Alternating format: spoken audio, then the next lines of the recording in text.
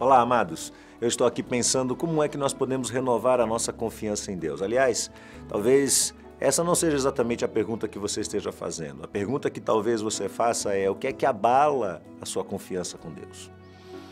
E na verdade nós deveríamos pensar sobre essa renovação da confiança no Senhor, porque se nós não tivermos confiança em Deus, nós não conseguiremos trilhar neste mundo. No meio de tanta pressão, no meio de tantas situações desagradáveis que nos acontecem, no meio de surpresas, de situações que são urgentes, de interferências, que são graves, importantes, nós podemos viver uma vida totalmente estressados ou frustrados, simplesmente porque não conseguimos captar o sentimento de Deus e o propósito de Deus e o plano de Deus para nós neste mundo. Consecutivamente, não poderemos influenciar positivamente a vida das pessoas. Muito bem, então vamos pensar sobre as ações de Elias, o que aconteceu no coração de Elias para que a sua confiança em Deus fosse renovada. A primeira coisa que aconteceu com ele é que Elias aprendeu a renovar as forças em Deus. No capítulo 19 de 1 Reis, Elias passa por aquela situação difícil em que ele enfrenta um breve momento de depressão, e ele foge de tudo e de todos e vai para o Monte Horebe, e ali ele tenta fugir da dura realidade da vida e dos desafios que ele tinha tido até então no enfrentamento com o rei Acabe e com a rainha Jezabel. No entanto, depois daquele momento em que Deus se apresenta para ele, o texto no capítulo 19, versos 12 e 13, diz que ele ouviu a voz do Senhor como um cício tranquilo e suave. Deus se apresenta a Elias e naquela voz suave de Deus, Deus o ordena a retornar para o lugar da sua missão. E Elias então é desafiado por Deus. Mas veja o que diz. Ele só volta a aparecer depois no capítulo 21, verso 17. O texto diz: então veio a palavra do Senhor a Elias. Hendricks diz que o sentido original dessa palavra é: então a palavra de Deus veio algum tempo depois a Elias. Quanto tempo? Não sabemos. Mas foi um período relativamente longo. E você deve estar questionando o que é que Elias estava fazendo nesse período. Elias estava descansando, Elias estava refletindo, Elias estava renovando as suas forças. É óbvio que ele precisava disso. Todos nós sabemos. Muitos servos de Deus, homens de Deus e mulheres de Deus precisam e precisaram também no passado desse mesmo tratamento. Você vai olhar em alguns personagens bíblicos a repetição dessa mesma experiência.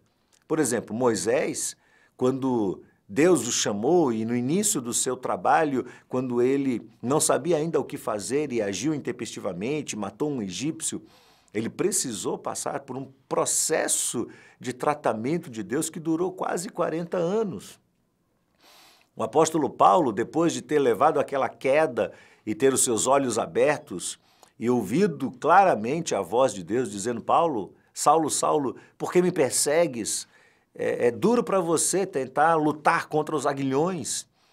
Paulo se levanta daquela experiência, convertido, transformado, mas quando ele retorna e começa a querer pregar o evangelho, ele gera muito mais confusão e falta de confiança entre os apóstolos e entre a população como um todo do que qualquer outra coisa. E Deus é obrigado a tirá-lo de cena. E Paulo passa 14 dias na região da Arábia, distante de tudo e de todos, fazendo o quê? Sendo transformado por Deus, sendo trabalhado por Deus, descansando, refletindo e renovando o seu coração na presença de Deus. Muitas vezes, o que nós precisamos para que Deus nos renove por dentro é fugir dos holofotes, é fugir das demandas. É claro que nem sempre você vai poder abrir mão da sua vida e tirar 3, 4 momentos de férias durante o ano. Isso seria uma proposta, no mínimo, impossível de ser realizada E não seria também uma proposta sábia? Eu não estou propondo aqui que você abandone sua vida e suas responsabilidades.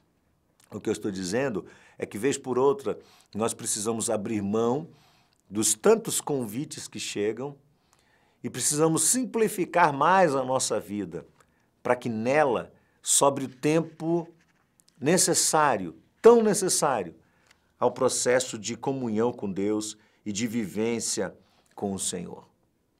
Devemos tomar muito cuidado, Hendricks levanta essa questão no seu livro, para que Deus não seja forçado a nos tirar do cenário na marra, para que Deus não acabe tirando, ou nós mesmos não venhamos a ser tirados de circulação, simplesmente porque nós não tivemos a sabedoria suficiente para saber qual era o momento certo de dar um tempo, de parar. Note que no campo das prioridades, nós sabemos, Deus vem em primeiro lugar na nossa vida, em segundo lugar vem a família, em terceiro lugar vem o trabalho, em quarto lugar vem a igreja. Muitas das nossas atividades giram em torno desses 4 itens. E quando você passa por um momento em que você precisa renovar as suas forças, você precisa ter plena convicção de que você está seguindo a prioridade correta. Então, se a sua família está sofrendo, porque você não está conseguindo ter tempo suficiente, você está nervoso ou nervosa, estressado, cansado, tratando mal os seus familiares, não adianta você querer trabalhar na igreja, por exemplo. Eu vou fazer o meu trabalho na igreja na marra, se você sabe que as coisas não estão bem dentro da sua casa. É hora de você parar, tratar primeiro lá dentro da sua casa, renovar as suas forças, renovar o seu coração, renovar os relacionamentos que podem trazer vida e saúde para a sua alma e depois, então, dar sequência ao trabalho. Isso demanda de nós decisões difíceis, porque temos responsabilidades assumidas.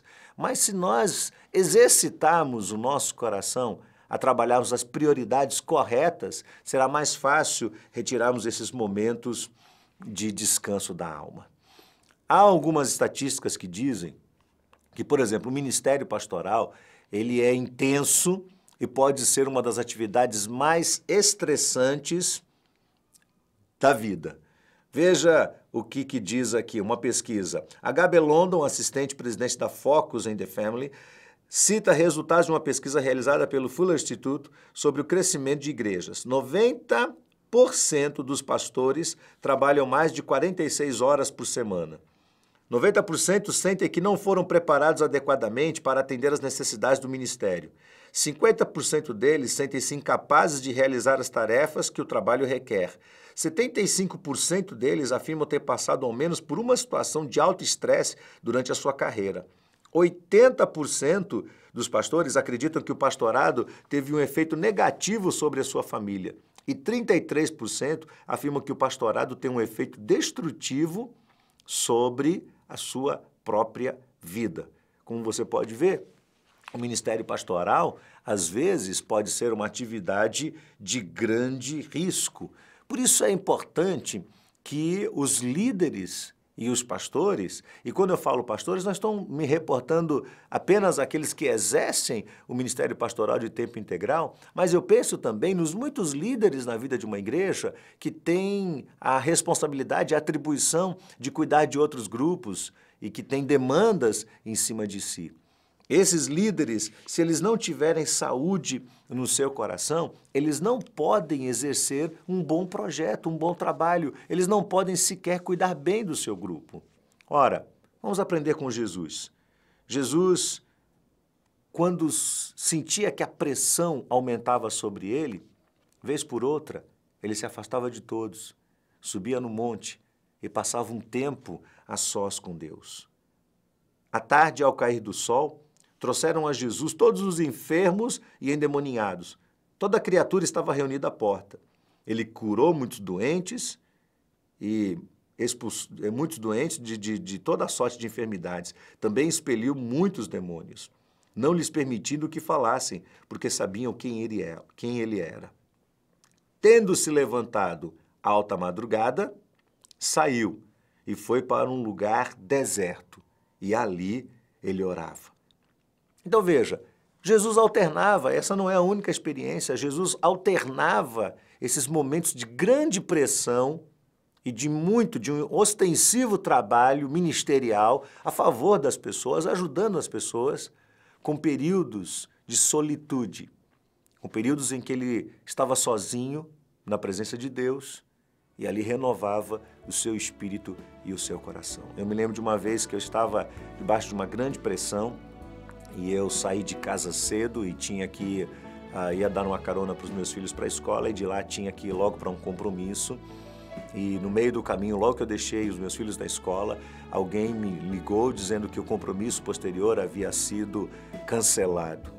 E naquele momento eu dei graças a Deus e mudei a trajetória e fui, então, segui o caminho da igreja pela praia e parei o carro próximo lá na praia e desci, sentei sobre uma rocha e fiquei ali sentado por mais ou menos uns 40 minutos. Eu não falei nada com Deus naquele momento. Eu estava tão cansado, tão estressado, que eu sequer tinha palavras para conversar com o Senhor. Mas foi algo muito interessante. Sabe quando você está na companhia de uma pessoa que está do seu lado, que não precisa dizer nada e que você não precisa dizer nada para ela, mas que a companhia dessa pessoa é agradável a você? Foi o que aconteceu naquele momento. 40 minutos passados sentado sobre uma rocha, olhando para o mar, certo de que o Senhor estava ali do meu lado, sentado também, próximo de mim. Foram 40 minutos decisivos naquela semana. Foram 40 minutos muito importantes, porque ali o Senhor renovou as minhas forças, fortaleceu o meu coração e me restituiu a minha missão e ao meu trabalho. Talvez você esteja precisando disso. E eu insisto com você, que você aprenda a ter momentos de renovação do seu coração e da sua vida espiritual, porque senão, meu amigo, você simplesmente não vai suportar a pressão. Separe um tempo e passe um tempo na presença do Senhor, permitindo que Ele renove as suas forças e fortaleça o seu espírito. Deus o abençoe.